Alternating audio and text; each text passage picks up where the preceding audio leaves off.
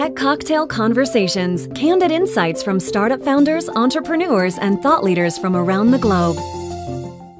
So Downtown Project is a separate company that's privately funded, and part of the reason why it's privately funded and separate from Zappos is so that we don't have to worry about short-term ROI. Instead, we can focus on, we call it ROC, Return on Community, and it's a $350 million budget, and it's roughly divided up into a few different areas. We have $50 million allocated to investing in small businesses that help build a sense of neighborhood and community, $50 million to invest into tech startup companies, $50 million into education and the arts, including a partnership with Teach for America, and then about $200 million is allocated for real estate investments. And the goal is to help create a place where you have everything you need to live, work, play within walking distance, and to make downtown Vegas the most community-focused large city in the world, and probably the place you would least expect.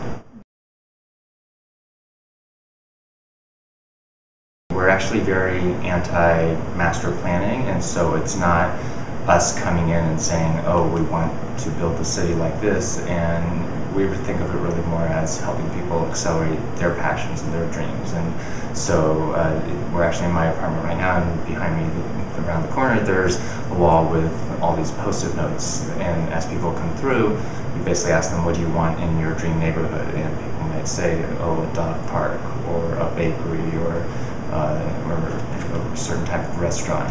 And based on the feedback we get, then those are the types of things that we look to fund. We want to fund projects that help build community, that are owner-operated, and the owner's super passionate about it. We've had some people say, oh, there's been this restaurant concept that I've seen in these 7 other cities, so you should have one here as well. And those we aren't really that interested in, because we don't want to be eighth.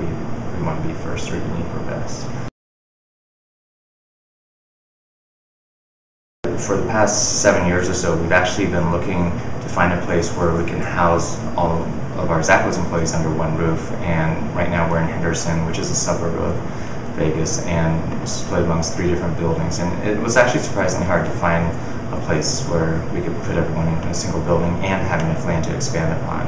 And then we found out the city was moving out of Las Vegas City Hall, and they actually literally just moved out of the old City Hall a few months ago, and right now we're undergoing the construction process of the insides.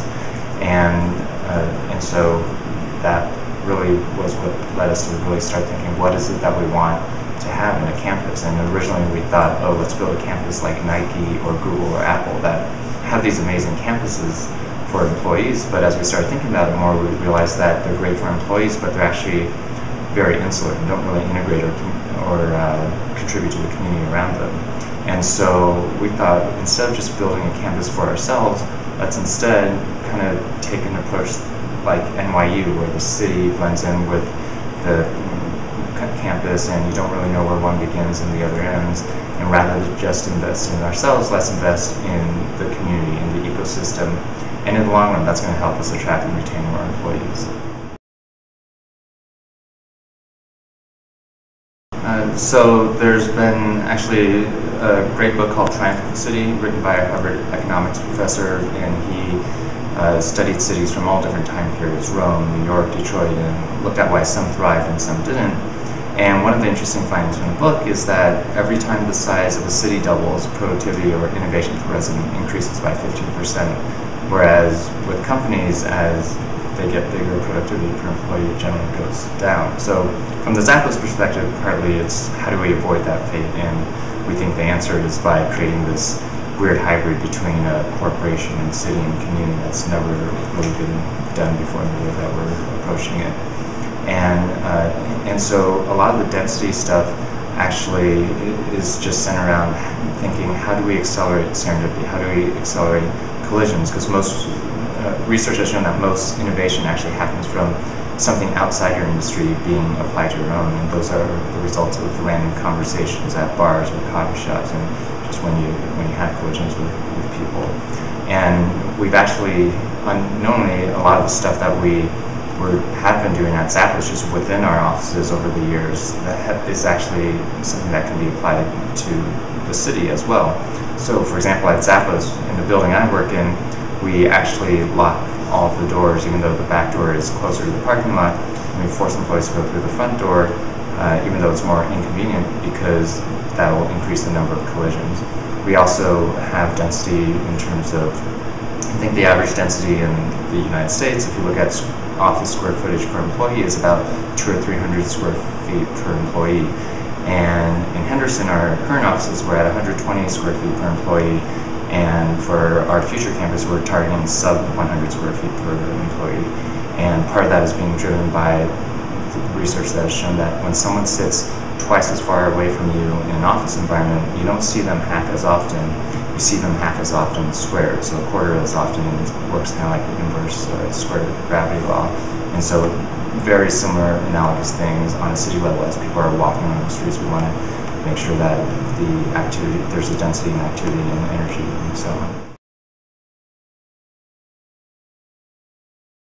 Yeah, we actually have some renderings over here of what the container park will look like, and it's basically taking over half of the city block, and there'll be lots of different food and beverage options there, like beer and sausage garden, a wine and cheese place, a Mexican place, a barbecue place, and then there's also different retailers there.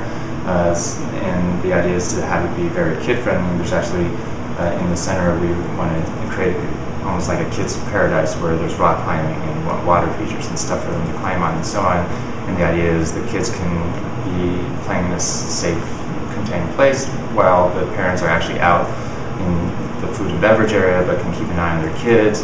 And also there'll be a lawn and a stage, and so they can watch the band. And so it's a place where kids are hopefully begging the parents to go to every weekend, and the parents enjoy being able to hang out with the other adults as well.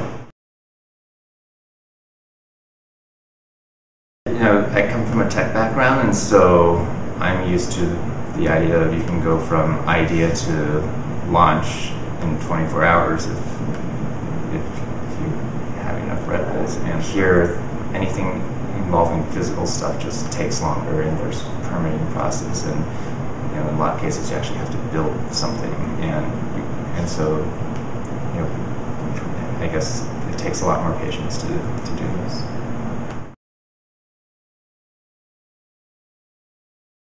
I think the most surprising thing for me is just how interested people that don't live in Vegas are about this project.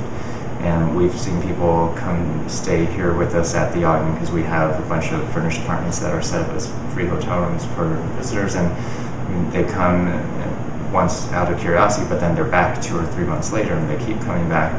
Partly, I think, out of curiosity to see what's happened, but then also because every time they come, they're amongst a cohort of people that are also visiting, and so they get to meet interesting people along the way. And we've started doing the speaker series, and it's almost like we're throwing a mini TED conference, but every single week now. And so I think the outside interest has been really surprising and not something that I would have expected a year ago.